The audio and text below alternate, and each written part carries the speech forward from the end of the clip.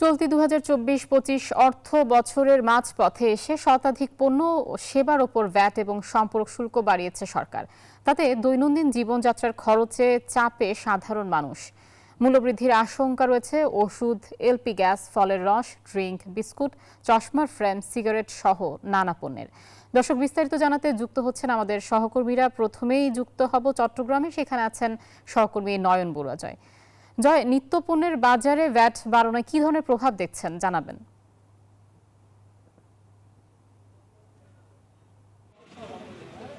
ধন্যবাদ আয়েশা আপনাকে। আমি ওষুধের দোকানে আছি, যেখানে জীবন বাঁচানোর জন্য ওষুধ লাগে।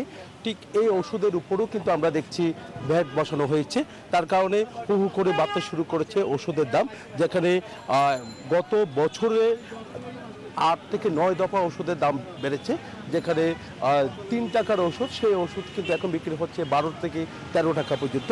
তো একই সাথে যে ওষুধের দাম আবার আরেক দফা বাড়ার কারণে কিন্তু এখানে যারা ওষুধ কিনতে আসেন তারা কিন্তু হিমশিম খেতে হচ্ছে। সবচেয়ে বেশি এখানে হিমশিম খাচ্ছে যারা নির্ময়ের মানুষ, তারাই হিমশিম খাচ্ছে। কিন্তু এখানে যারা ওষুধ বিক্রেতা আছে তারা বলছে তাদেরকে যে ওষুধ যারা প্রস্তুত করে, যারা এখানে কোম্পানিগুলো আছে, তারাই কিন্তু তাদেরকে দিচ্ছে।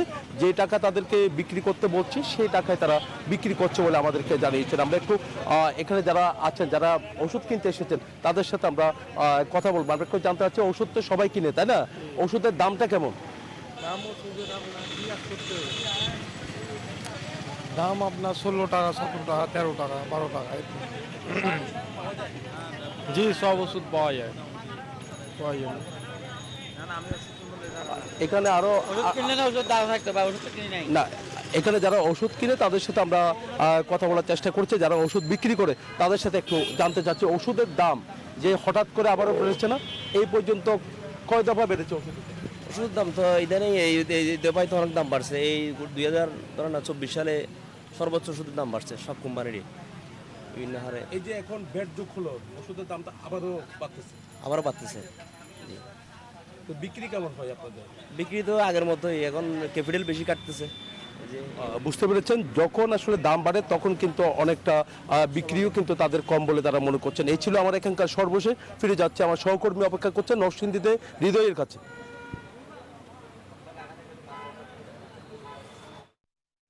জয়, আমি এই মুহূর্তে রয়েছি নরসিংদীতে। আপনি যেমনটি জানাচ্ছিলেন যে চট্টগ্রামের মতো নরসিংদীতেও কিন্তু এই যে নতুন যে কর সংযোজন করা হয়েছে সেটির প্রভাব পড়েছে। আমি এই মুহূর্তে রয়েছি নরসিংদীর জিনিসপুরে। আপনাকে একটু দেখাতে চাই, এখানে যেই ঔষধ, যে জরুরি প্রয়োজনের জন্য ওষুধ লাগে, সেই ওষুধের উপরে কিন্তু যে কর রয়েছে সেটির প্রভাব কিন্তু এখনো পড়েনি। তারা যেমনটি বলছেন যে আসলে এই পণ্যগুলো আগের হওয়ায় কিন্তু এখনো নতুন ভ্যাটের কর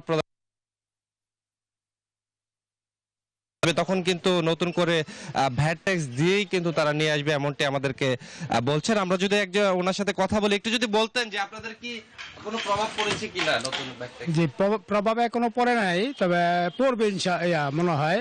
হ্যাঁ, অলরেডি কিছু ওষুধ আমরা দাম অলরেডি বেড়ে গেছে। যেরকম স্কোয়ারের ফ্যাক্সো আগে ছিল 8 টাকা, এখন হয়েছে 9 টাকা। তো আসলে যেমনটি শুনছিলেন, তারা যেমনটি বলছেন যে পুরোপুরি ভাবে কিন্তু না হলেও এখানে কিছুটা কিন্তু প্রভাব পড়তে শুরু করেছে, যার প্রভাব পড়ছে ক্রেতা এবং বিক্রেতাদের মাঝে। এই ছিল নরসিংদী থেকে আমার কাছে সর্বশেষ। ফিরে যাব স্টুডিওতে কাজী আয়েশার কাছে। আপনাদের দুজনকে ধন্যবাদ আমাদের সাথে যুক্ত হওয়ার জন্য।